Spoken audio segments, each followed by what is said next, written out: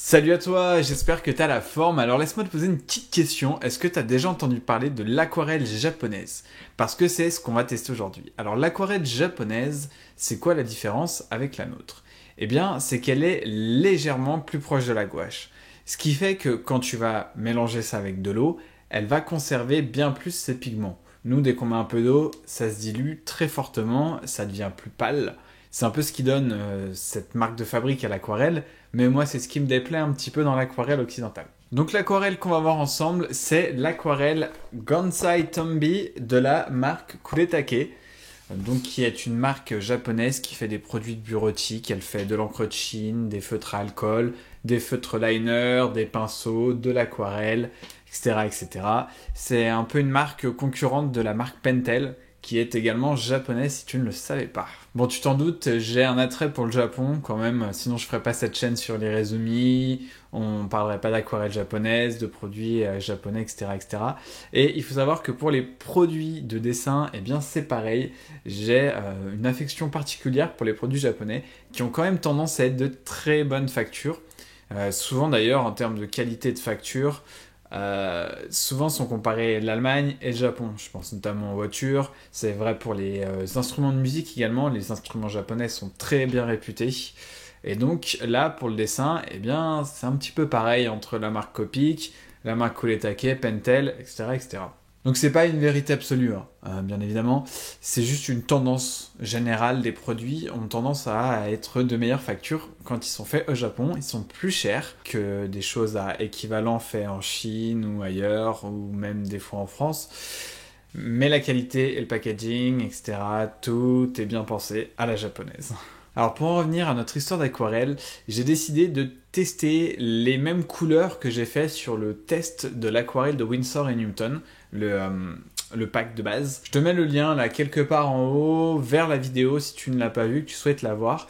Et le fait en fait de montrer les mêmes couleurs, ça va pouvoir te permettre de comparer la pigmentation. Voilà, même à travers la vidéo, vu que j'ai utilisé le même téléphone pour le coup. Alors le but de cette vidéo de test, comme d'habitude avec toutes les vidéos de test, c'est de savoir de 1 si je te recommande le matos. Si oui, est-ce qu'il y a des contreparties à prévoir? Parce qu'il y a toujours des contreparties. Et dans quel cas, est-ce que elles sont acceptables? Est-ce que le produit est utilisable à un niveau professionnel ou semi-professionnel? Donc voilà. Et puis pour rappel, les vidéos de test de cette chaîne ne sont pas sponsorisées, je tiens à ma liberté d'expression. Si jamais tu découvres ma chaîne par le biais de cette vidéo ou que tu as fait le tour des tutos de cette chaîne, sache que tu peux retrouver tout un panel de contenus supplémentaires sur mon site web sur miennou.com. Tu y trouveras des guides de dessin pour apprendre à dessiner le Mascagna, le Manekineko et la feuille d'érable. Il y a également 2 formations qui font chacune un peu plus de 2 heures. La première sur les fleurs japonaises qui est accessible à tout le monde, dans laquelle tu apprends à dessiner la pivoine, le chrysanthème, le lotus, l'œillet et la fleur de cerisier.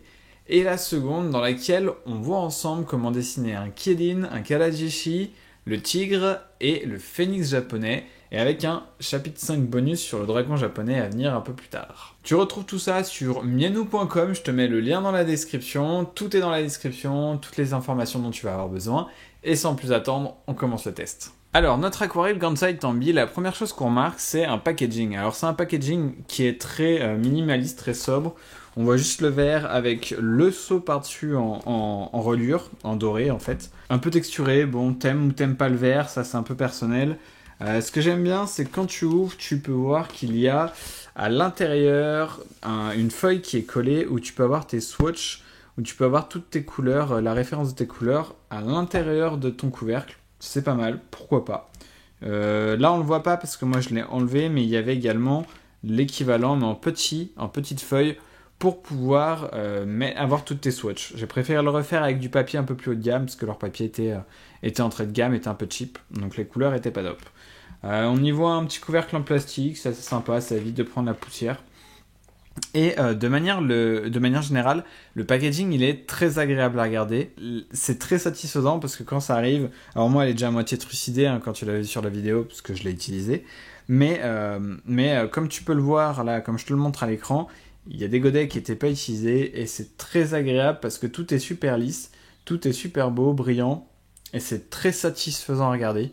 Pour te dire, je me suis presque senti coupable de massacrer les godets et la peinture. Ensuite, la deuxième chose sur le packaging que j'aime beaucoup, c'est les godets qui sont extra larges.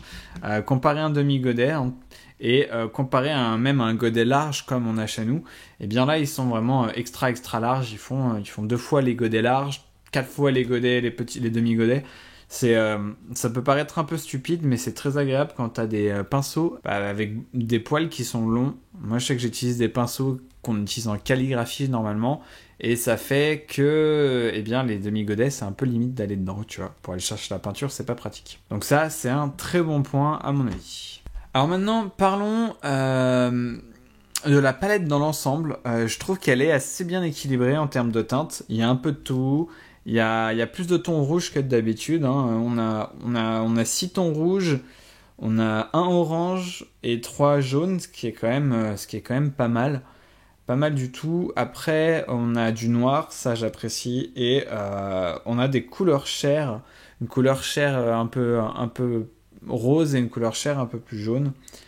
Donc ça, c'est vraiment cool. C'est un vraiment bon point pour cette palette de 48 couleurs.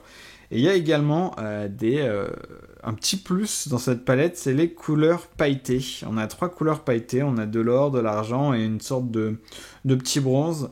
Par contre, pour la palette, je trouve qu'il y a beaucoup de vert encore. Alors je sais qu'en aquarelle, on utilise beaucoup de tons verts, on utilise beaucoup de tons terreux aussi. Alors là, il n'y en a pas trop des tons terre.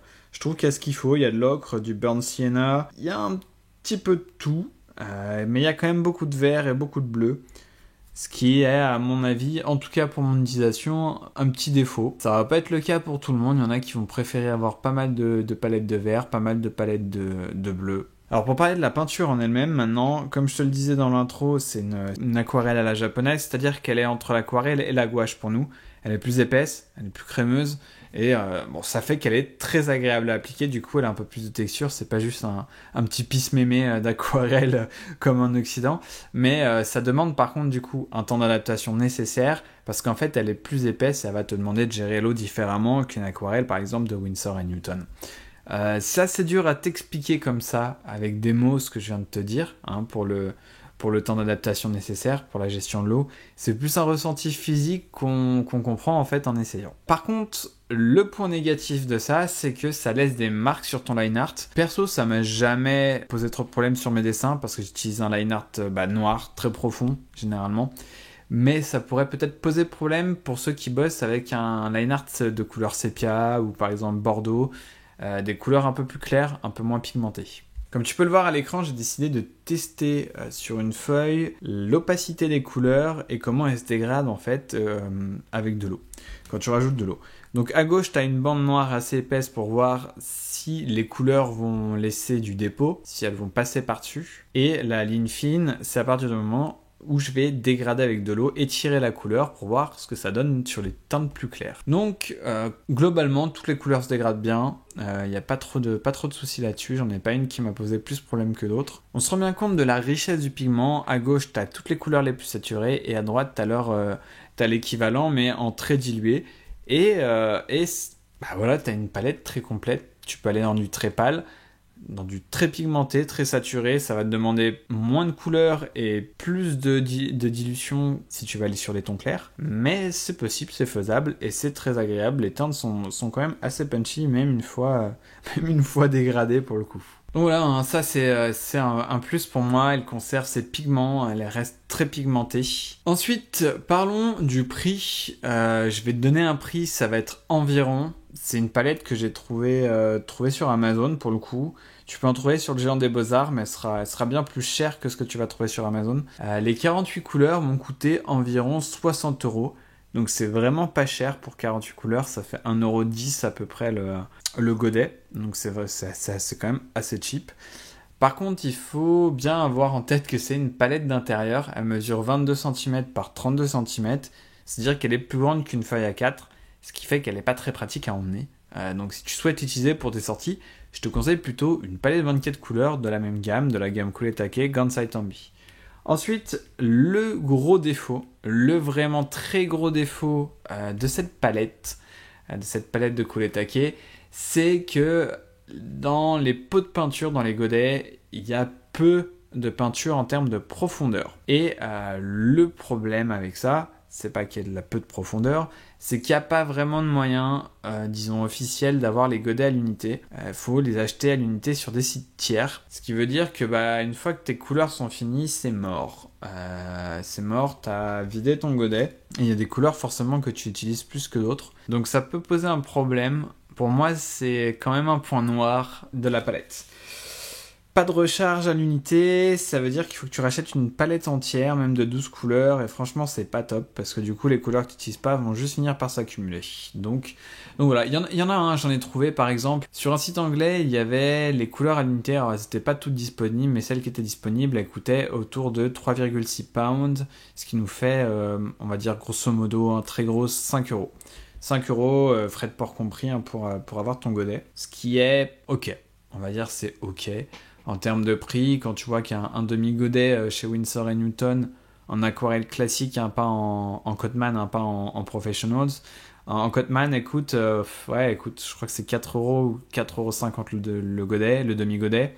Bon, t'en as pour ton pognon, je pense, avec des plus grands godets comme cela. Mais je pense que c'était important quand même de te le mentionner au cas où tu souhaites l'acheter, que les recharges, tu risques de galérer un petit peu. C'est donc l'heure de la conclusion qui se voudra bien très rapide. Très rapide parce que je ne peux que te conseiller cette palette à 200%.